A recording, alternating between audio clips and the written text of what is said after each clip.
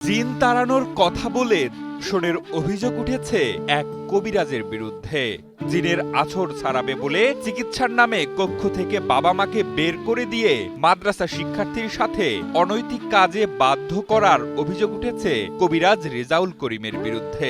চিকিৎসার জন্য আসার পরে হাকিম রেজাউল করিম তার বাপ মা সবাইকে ওখান থেকে চলে যেতে বলেন। সে একটা ঘরের ভিতর আটকে রেখে বলে জিন তাড়ানোর জন্য এটা করা লাগবে। কিছুক্ষণ পরে মেয়েটা বের হয়ে আসে, কান্নাকাটি করে যায়, সেটা হয়েছে। পরনে ধর্মীয় লেবাস, মাথায় টুপি, মুখে দাড়ি রাখা ব্যক্তিটি ঝাড়ফুঁক করেই চিকিৎসা দেন মানুষকে। তবে অনেকেই শুনে অবাক হচ্ছেন তার এই ধর্মীয় লেবাসের আড়ালে লুকিয়ে আছে এক জঘন্য পৈশাচিক রূপ।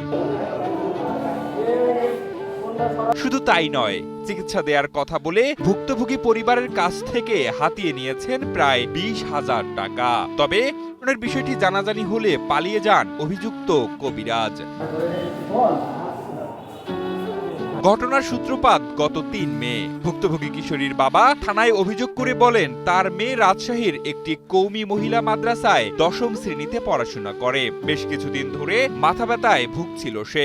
বিভিন্ন চিকিৎসকের কাছে নিয়েও উন্নতি না হওয়ায় এক পরিচিত ব্যক্তির মাধ্যমে বগুড়ার নামাজগড় এলাকায় ভান্ডারী মসজিদ সংলগ্ন অভিযুক্ত হাকিম রেজাউল করিমের আসিফা দাওয়াখানা নামে তার কবিরাজি প্রতিষ্ঠানে নিয়ে আসেন মেয়েকে। আর তারপরেই তার মেয়ের সাথে ঘটে এই মমতা।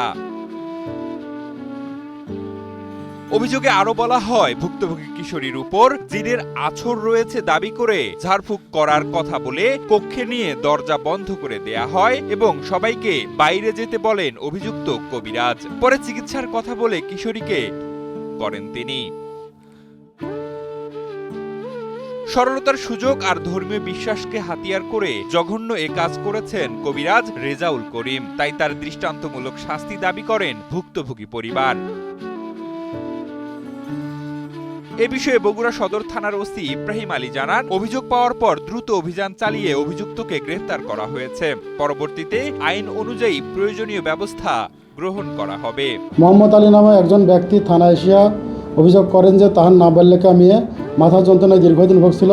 গত 3/5/2026 তারিখ সে নামাজগড়ে হাকিম রেজাউল করিমের কাছে একজনের মাধ্যমে খবর পেয়ে নিয়ে আসে মাথা যন্ত্রণার জন্য চিকিৎসার জন্য নিয়ে আসার পরে হাকিম রেজাউল করিম তার বাপ মা সবাইকে ওখান থেকে চলে যেতে বলেন। সে একটা ঘরের ভিতর আটকে রেখে বলে জিন তাড়ানোর জন্য এটা করা লাগবে। কিছুক্ষণ পরে মেয়েটা বের হয়ে আসে, কান্নাকাটি করে যায়, সেটা হয়েছে।